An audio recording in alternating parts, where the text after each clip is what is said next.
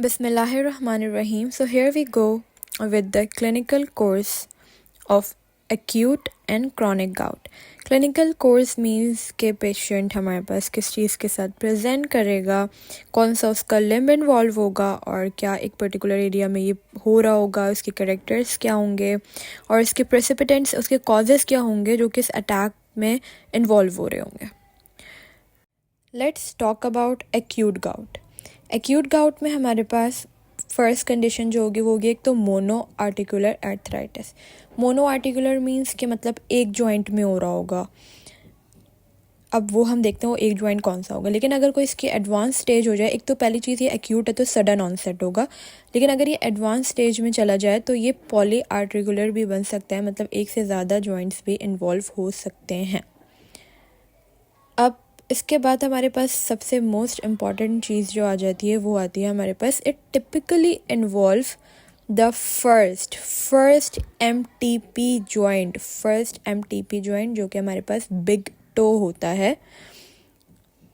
अगर first MTP joint मतलब हमारा मेटाटार्सोफेरेंजियल जॉइंट में अगर ये होगा तो इट विल कॉल एज पोडेग्रा. ये हमारे पास 50% हो रहा होता है कि हमारे पास हमें बिग टो में ही एक्यूट गाउट मिलता है. Most important point podagra. Third चीज़ कि इसके करेक्टर्स क्या होते हैं. एक तो इसका एक्सक्रूशिएटिंग पेन होता है, इसके साथ ये लोकलाइज्ड रहता है, मतलब अपनी जगह पे होते हैं, रेडिएट नहीं करता है इसका जो दर्द होता है. इसके अलावा लोकलाइज्ड वार्मथ, एक तो हमारे पास वो जो जगह है जहाँ पे ये मतलब गाउट हुआ है वो गर्म हो जाती है. टेंडरनेस, हाथ लगाने पे दर्द हो रहा होता है. तो ये हमारे पास इसकी कैरेक्टर्स आ गए.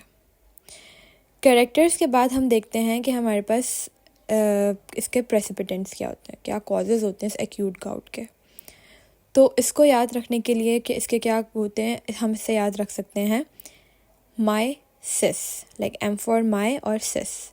तो क्या प्रेसिपिटेंट्स, क्या कॉजेज़ हैं, तो एम फॉर मेडिकेशंस.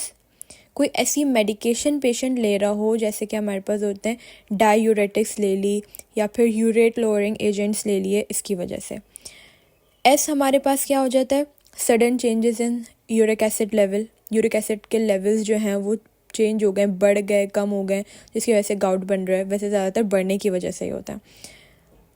आई से हमारे पास इंक्रीज्ड प्योरीन डाइट, मतलब प्योरीन की डाइट हमारी हमने बहुत ज़्यादा इंटेक कर ली, इसकी वजह से होगी, क्योंकि प्योरीन डाइट तो मेन होता है गाउट होने में. और एस से सर्जरी या फिर इन्फेक्शन. ये हमारे पास कॉजेज़ हैं जो कि हमारे पास एक्यूट गाउट में इन्वॉल्व होते हैं.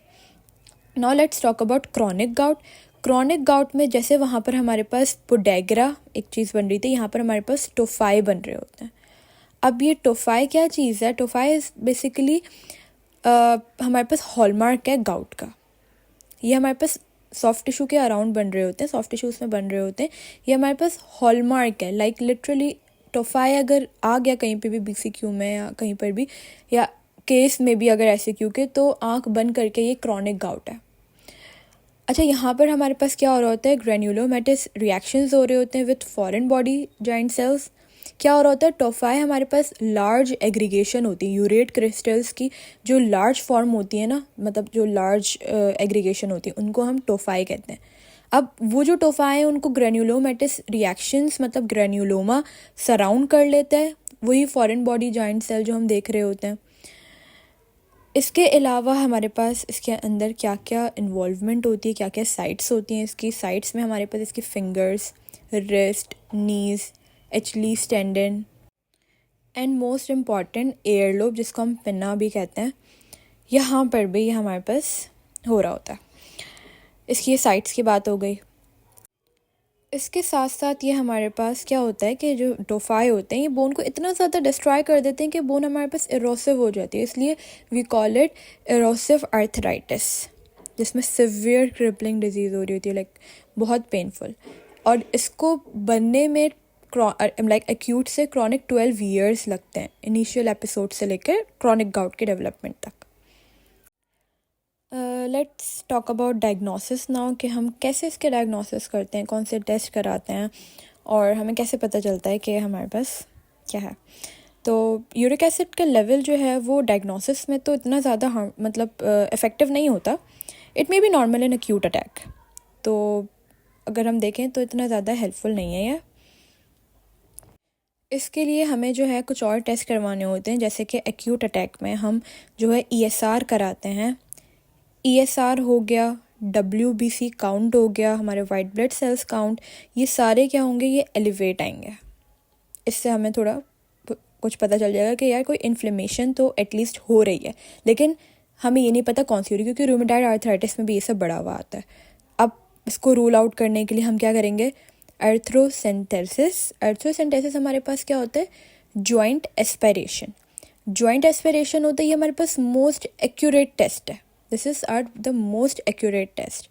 अब ये हमें क्या करेगा, हम जब जॉइंट एस्पिरेशन करेंगे तो it will show MSU crystals, मतलब मोनोसोडियम यूरेट क्रिस्टल्स हमारे पास जो हैं वो एक्सट्रैक्ट हो जाएंगे। और यहाँ पे इसका जो WBC काउंट होगा वो 12K से 1 लाख तक हो जाएगा। तो मतलब काफ़ी ज़्यादा इसका रेशो हाई हो जाएगा।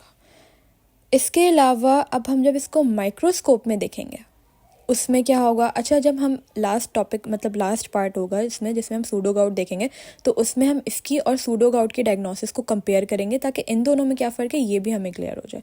तो जब हम इसको पोलराइज्ड माइक्रोस्कोपी में देखेंगे तो उसके जो क्रिस्टल्स हैं वो हमें निडल लाइक नज़र आएंगे। जो MSU के क्रिस्टल्स हैं मोनोसोडियम यूरेट के, वो निडल लाइक नज़र आएंगे।